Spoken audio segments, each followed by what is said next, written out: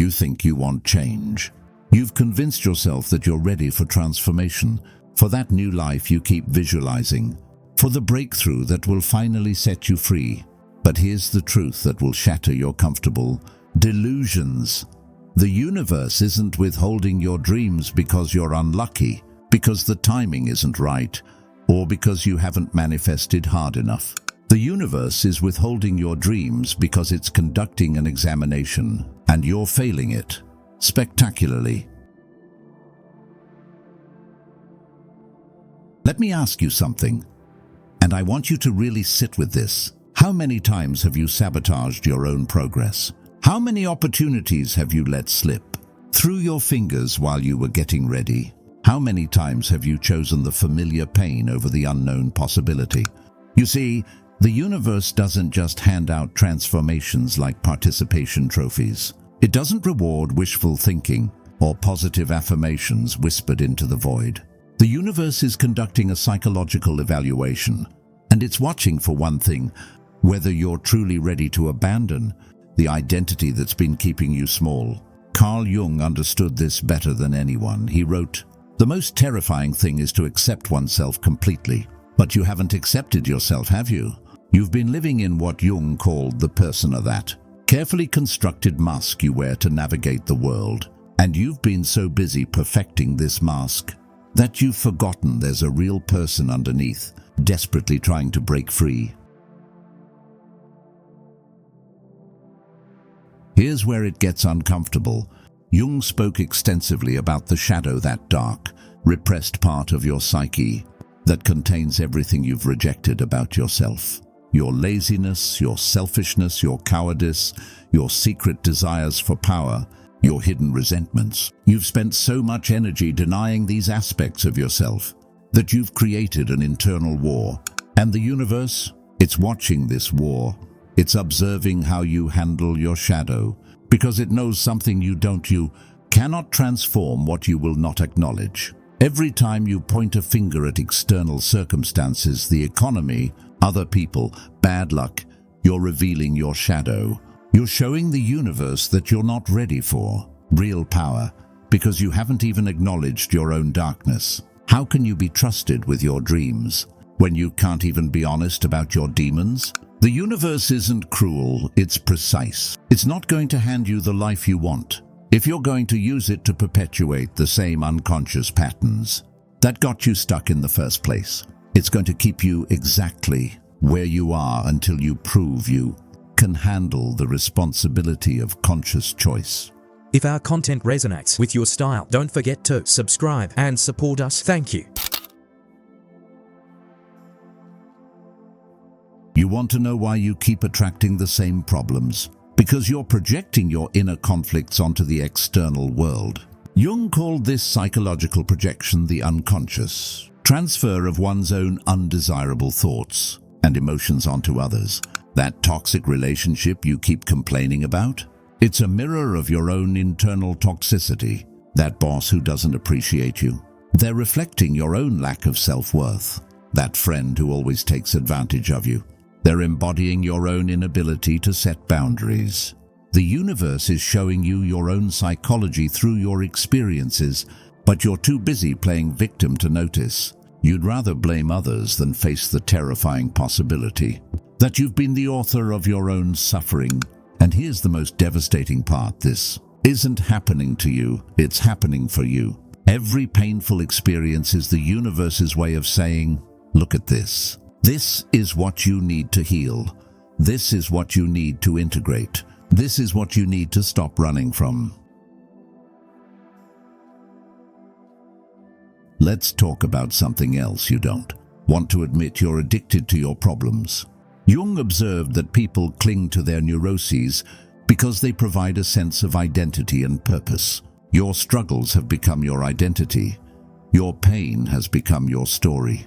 Your limitations have become your excuse. The universe recognizes this addiction. It sees how you've made your wounds into weapons, how you've turned your trauma into a shield against responsibility. It watches as you unconsciously choose the familiar hell over the unknown heaven. Again and again and again, you say you want change, But what you really want is the same life with different packaging. You want the new job that requires no growth. You want the perfect relationship that demands no vulnerability. You want the abundant life that requires no risk. The universe isn't fooled by your surface desires. It's examining your deeper motivations, your unconscious drives, your secret attachments to staying small. And until you're willing to let go of the payoffs you get from your current situation, the sympathy, the excuses, the safety of the known nothing will change. Jung called the process of psychological wholeness individuation, the journey toward becoming who you truly are, not who you think you should be. But individuation requires something most people are unwilling to give: the death of the false self. The universe is waiting for you to choose individuation over conformity, authenticity over acceptance, truth over comfort. It's waiting for you to stop trying to be the person everyone else wants you to be and start becoming the person you actually are. But here's the catch: you don't know who you actually are. You've been so busy managing your image, controlling your environment, and avoiding discomfort that you've lost touch with your authentic self. You've become a stranger to your own soul. The universe's examination isn't about testing your worthiness, it's about revealing your authenticity. It's stripping away everything that isn't really you, so you can finally meet yourself.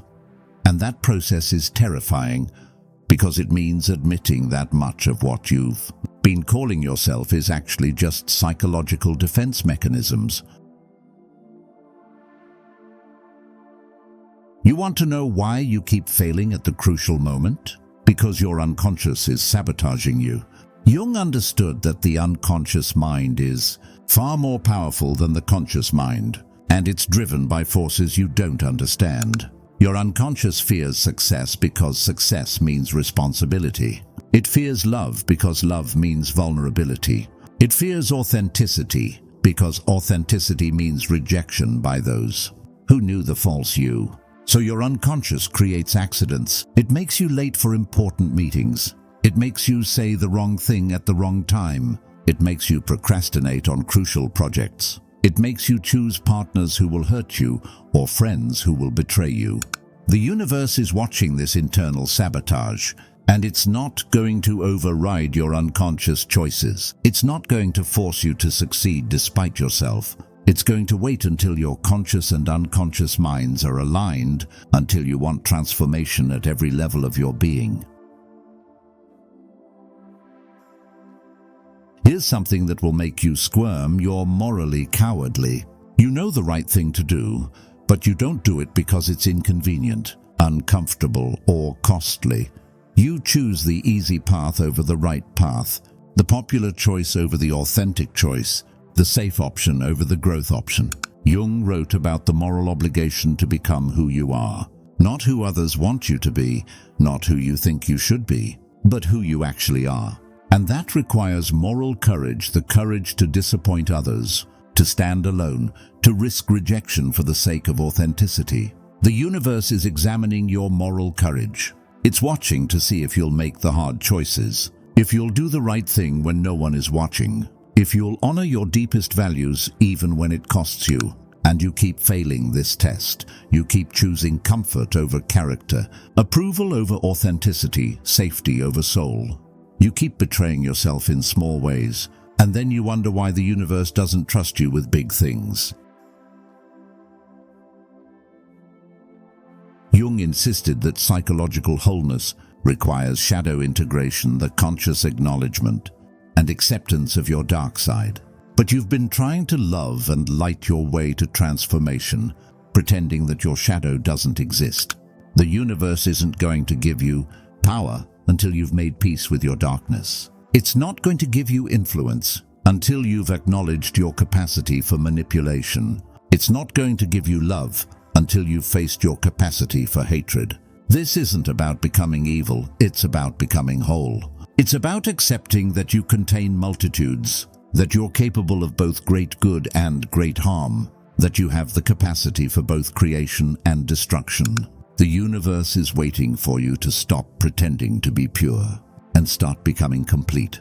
It's waiting for you to embrace your complexity, your contradictions, your capacity for both light and darkness. Because only when you've integrated your shadow can you be trusted with real power.